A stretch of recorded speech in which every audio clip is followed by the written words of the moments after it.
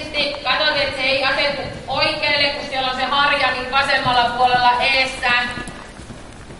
Eli niin, että sä saat sitä reilusti Kirsi aseteltua sinne vasemmalle ja sitten taas pääset sieltä ohjasta sitä hyvin päästämään. No, tarkkaan oikein. Eli otat sieltä välillä ihan reilujakin ohjasotteita ja sitten katsot tarkku niin, että sä pääset sieltä ohjasta myös päästämään.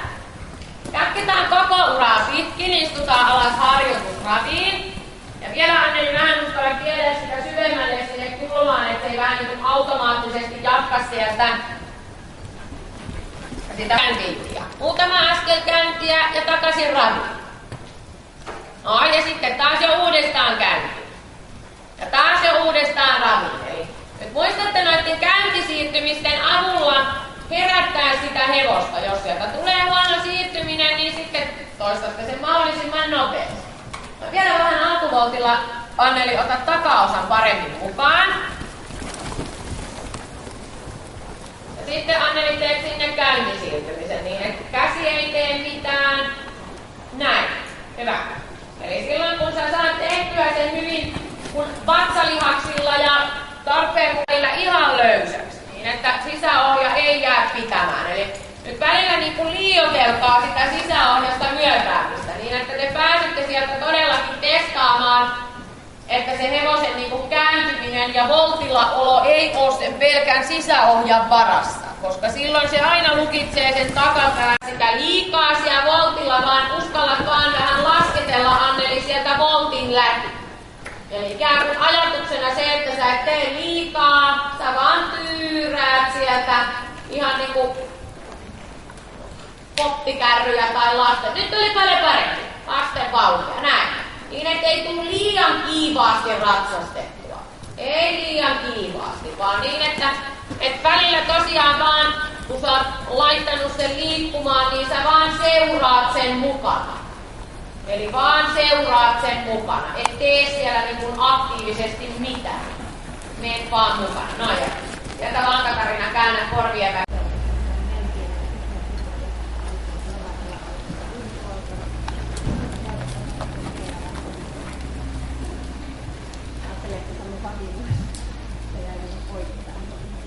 Eli hyvä. No, niin se näyttää siltä, että ei tarvitse tehdä mitään. No, ja samaan pyrit siellä. Et silloin kun kaikki on hyvin, näin, niin silloin ei tarvitse tehdä mitään, kunhan hengittelee. No, just hyvä. Käännä noin, niin että sieltä tulee sekä niska että turpa sinne asetukseen aina. Hyvä, kääntiaskeleet siinä tarkkuun. No, jäädään sitten koko uralle, kun sitä puhutaan. Käännetään. On paljon niitä nousuja. Muistat edelleen, noin, hyvä. Eli niin, että otat ja muistat edelleenkin sen hellittämisen tärkeyden. Ja Katarina, otat napakamat ottavan. Niin kun tarvitsee sitten vaatia sieltä kanssa sen niin jarruttaminen. Mutta jäädä pitkäksi aikaa lisää.